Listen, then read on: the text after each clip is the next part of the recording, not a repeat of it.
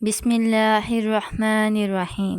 شروع اللہ کا نام لے کر جو بڑا مہربان نہایت رحم کرنے والا ہے۔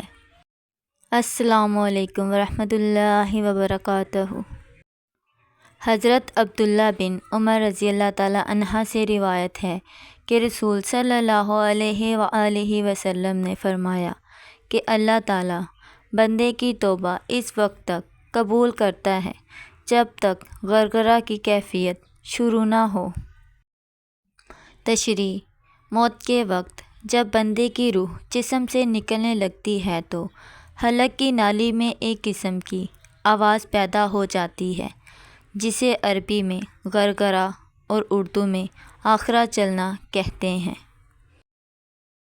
اگر توبہ کر لے تو اللہ تعالیٰ اس کی توبہ قبول فرمائے گا۔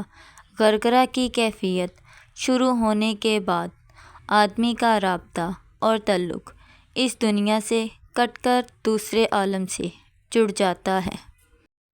اس لیے اس وقت اگر کوئی کافر اور منکر ایمان لائے یا کوئی نافرمان بندہ گناہوں اور نافرمانیوں سے توبہ کرے تو اللہ تعالیٰ کے یہاں قابل قبول نہ ہوگا۔ ایمان اور توبہ اسی وقت تک معتبر اور قابل قبول ہے جب تک زندگی کی آس اور امید ہو اور موت آنکھوں سے سامنے نہ آ گئی ہو۔ قرآن پاک میں بھی صراحت کے ساتھ فرمایا گیا ہے۔ ترجمہ: ایسے لوگوں کی توبہ قبول نہیں جو برابر گناہ کرتے رہتے ہیں یہاں تک کہ جب ان میں سے کسی کے سامنے موت آ کھڑی ہو تو کہنے لگیں کہ اب میں توبہ کرتا ہوں۔ حدیث کے مضمون کا ماخذ بظاہر یہی آیت ہے اور اس کا پیغام یہی ہے کہ بندے کو چاہیے کہ توبہ کے معاملے میں ٹال مٹول نہ کرے۔